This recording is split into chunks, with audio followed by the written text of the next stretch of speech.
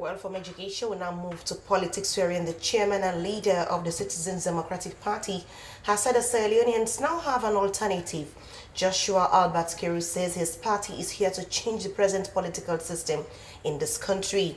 The CDP last week received its certificate of registration from the Political Parties Registration Commission.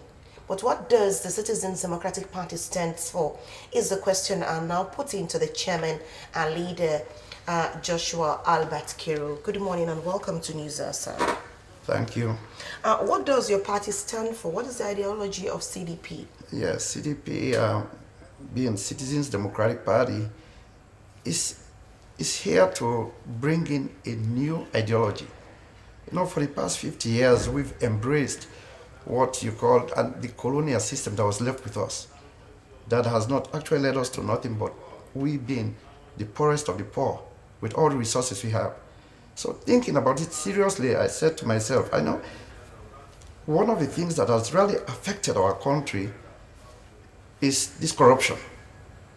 And the system that we have at present embraced that, has not done much about that. So I decided to put things in place. Of course, you're talking about democratic election. So what I did was add on something to that democracy that we are talking about. Since we've not been able to control this corruption, and we've been promising people as to what we are going to do, instead the politicians have been usually seeking the interest of their pocket rather than the interest of the country. I decided to ask the people if they will vote for us, then we will shift the power back to them, which means every public servant will have to sign a pledge card to put the interest of the country first. What you talk about, like for example, the SLPP and the APC, these two major political parties, have their political base. You talk about, the APC is the north and western area. When you talk about the opposition SLPP, we are talking about the southeast. When you talk about CDP, where is your political base as we speak? It is it. CDP is everywhere because it's an ideology we are bringing.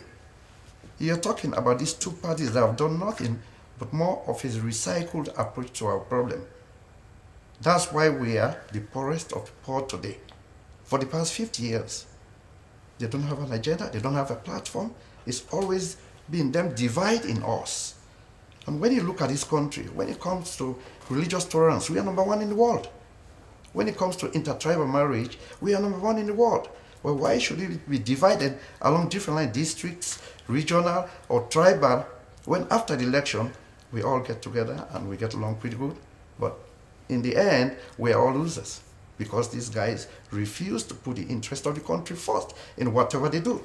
Okay, Mr. K, let us look at when you talk about CDP, your party identity in terms of your color and logo. Yes, we have. That's why we designed that symbol.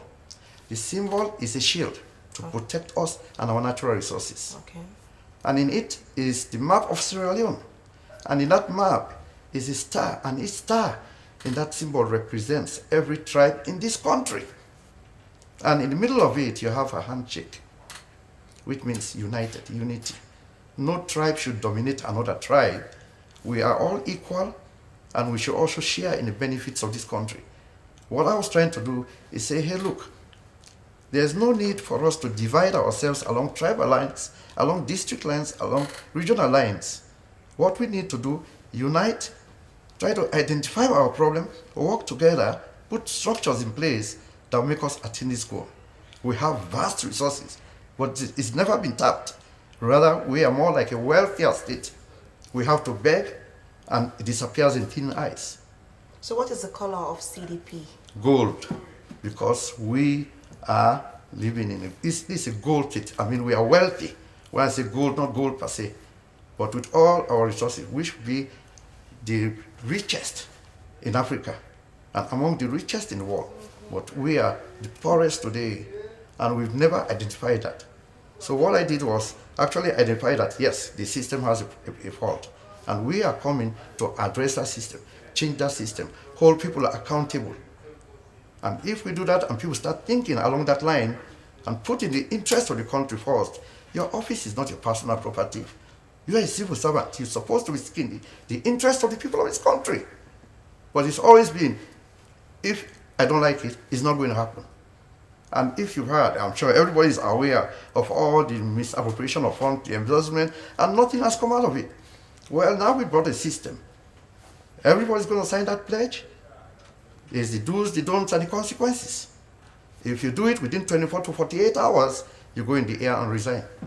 Mr. Kiro, let us talk about, your own intention for this country. The elections, this is the election year. What is your key message in maybe your manifesto for the people of this country? Well, when you come to Australia now, or you go around, people are saying, we are aware, we are not stupid anymore. We've been promised all this time, and these people have betrayed us.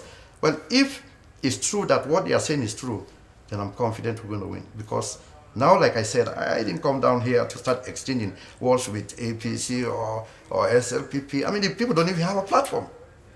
I came down here to attack that system, address that system, change it, put the interest of this country first, and let's start negotiating our contracts, our resources in good faith to make sure, put that country back on track and lead it towards prosperity. Okay, let us move away from CDP. What is your own, your own view on the political system in this country?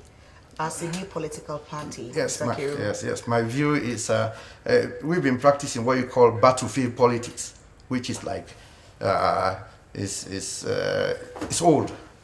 I mean, when I say battlefield politics, and there's an example of that, of just what happened a few days ago.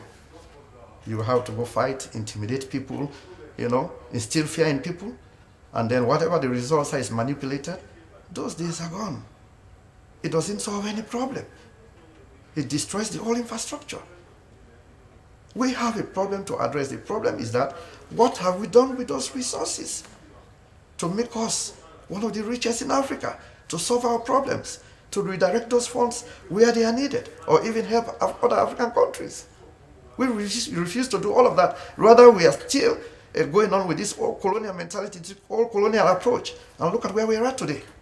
The poorest of the poor, for a country that's that rich, countries like Banjul and others are way ahead of us. We travel out of this country, see other countries progressing, and look where we are at. We don't even have control of this country. We don't. It's just like ad hoc operation. You make your rules as you go. Wherever it falls, wherever it benefits you. When is it going to stop? And then we keep on bragging that, the two old parties and this, yes, but what have you offered? They should be ashamed of themselves. They should go in the air and apologize to the nation for doing all the things they've done so far to bring us to this mess. When is it going to be cleaned? There's no future for Sierra Leone. I'll guarantee you, until we change that system, until we address that, until we hold people accountable, until we shift power back to the ordinary man. You go and promise, okay, you elect them, but they sign that pledge card. If they go against it, you remove them. Mr. Kiri, by what you're saying, you have a very good intention for the people of this country. But who is Mr. Kiri? Can we know you a little bit, sir? Yes. I'm Joshua Kiri. I'm the second to youngest son of Bishop Kiri. I went to BAI.avi Academy, and from there I went abroad. I studied political science, sociology, business, and criminal justice. And I worked down there for UPS. Of course, I retired young. I was head of labor down there for 28 years. I've been behind the scenes, advising these guys as to what they would do. I mean, I've been weeping for my country, seeing that these guys who call themselves real patriots, we are misleading, misguiding this country. That's why we're in the position where we're at today. Well, Mr. Kiro, do you think you share with the people of Sierra Leone their concerns, their problems when you have been staying abroad for a very long time? Believe me, I've been coming here many, many times. I was even here when the change over from Shaka Stevens to Momo, and people were dancing in the street talking that the water that is there for you will not run past. Yes, I've been following the events very closely. What has been your own personal contribution to this country? In many ways, like I said, I've been advising people who are in government as to what they would do, because I was not aligned to any party. And we joined corporations that needed help and want to bring help over here. Even like one of my cousins, Dr. Mike Pierre, who was here recently, we had a corporation where at the end of every year we bring medical teams to come and see how best they can help situation. I came down here and went to Senegal and actually brought an NGO down there, because what I was trying to do was set an example for a little community like that, then say, look, it can be done in Sierra Leone if we can do it in this community. Are you married? Yes, I'm married, but not married now. Yes. Are those consistent with the character of a leader, looking at your whole life? People who know me believe me, both overseas and here will tell you yes. I don't mess with things, especially when it involves the lives of others. I've been very fortunate and I've been very successful in whatever I've embarked on. And I'm very confident that this is my last challenge. And if I can do it for the people of this country, then believe me, I've accomplished all what I was brought in this world to accomplish. How clean are you? Very clean. Your record? Very clean. That will have to be, I'm sure some people have called over there. When you call in the US, in Iowa, we are 99.9% is white. They will tell you more about what I accomplished over there. All right. Thank you very much. Thank you. Thank you so much, sir, for joining us this morning. He is the chairman and leader of the Citizens Democratic Party, Joshua Albert Kiru.